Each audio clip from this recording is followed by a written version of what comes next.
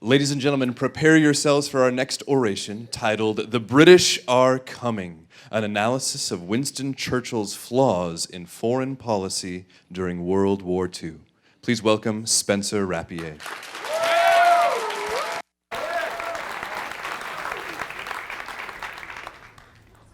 Often it seems that the terrors of war are waiting on our doorstep, only being held back by the leaders of our day.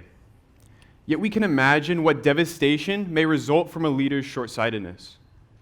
Those who experienced the Second World War saw firsthand their government's failure to prevent war and the terrors which followed. This war was both a great triumph and tragedy for the Allies. The sinister German Reich was crushed at the cost of millions of Allied lives. While it is true Hitler is to blame for sparking the storehouses of controversy in Europe, amateur historians often forget the unnecessary strife caused by Allied leaders who were led by their corrupt desires and ignored more noble motives. Many such leaders became involved in heinous schemes, not for the sake of defeating evil, but for their own selfish ambition. In particular, the British government distracted its military from commendable strategy, and people groups were abandoned to starve at the hands of the man we proclaim to be the savior of the democratic world, Winston Churchill. Although it is apparent that the orations of Winston Churchill greatly affected the British zeal for war and Britain's reputation in Europe, Churchill's administration unnecessarily sacrificed valuable life for the sake of prejudice, and people groups were abandoned to starve because Churchill failed to prioritize effective and virtuous strategy over pompous displays. During Churchill's time in office and the British military, his aspirations for international recognition of British power frequently sacrificed national well-being. While Churchill acquired fame through the creation and employment of commando units, they are widely regarded by military strategists as a waste of valuable manpower and were largely ineffective in their aims. Another example of Churchill's fixation with glory can be seen in the unnecessary landings in Greece. To satisfy his dramatic impulses, Churchill would occasionally orchestrate unnecessary operations, which most frequently ended in defeat. During the latter part of World War II, Churchill attempted to launch into Greece against his advisors' suggestions to secure what he believed was Germany's weak spot. This operation drew attention away from the primary arena of conflict in North Africa and Italy, and inflicted minimal damage on German troops. While expanding British colonies and influence over his various opponents, Churchill also abandoned his moral integrity in the plains of Kenya, where the British had been colonizing since the late 19th century. Over 100,000 natives were imprisoned by the British military in detention camps for partaking in a rebellion to free Kenya from the oppressive British rule.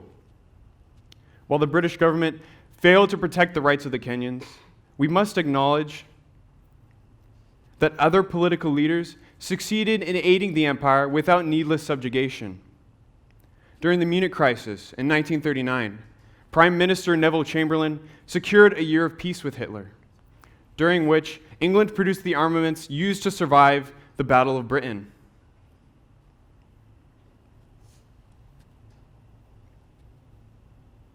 Although Chamberlain's tactics were unsuccessful in their primary goal of preventing war with Germany, they produced a more stable environment in which Britain fought the war. While Churchill may have been misguided in the war and the protection of the Kenyans, we must acknowledge that his disdain for foreigners, and most of all, the tribes in Africa and the Middle East, was common among the British elites who surrounded him. His racial prejudices had been formed through his earliest involvement in the military. When serving with the 4th Hussars in the 1890s, Churchill called the Palestinians barbaric hordes who ate little but camel dung, and claimed to have personally killed 3 savages when engaging with the rebels in Sudan. Yet even statesmen such as Washington and Jefferson fell into a similar trap. For is it not true that the Founding Fathers were willing to enslave Africans when the brickwork of the Constitution opposed them? Yet even still, Churchill's utilitarian views for British-controlled India dictated a far more devastating outcome than that produced by the Founding Fathers or the commonplace man. Best illustrated in the Bengal famine of 1943, Churchill blamed Indian overpopulation for the neglectful and cruel treatment of the Indian people. By sending thousands of tons of food away from India to the already bountiful Allied troops in the West, Churchill exploited the people under his protection to simplify his commitments abroad.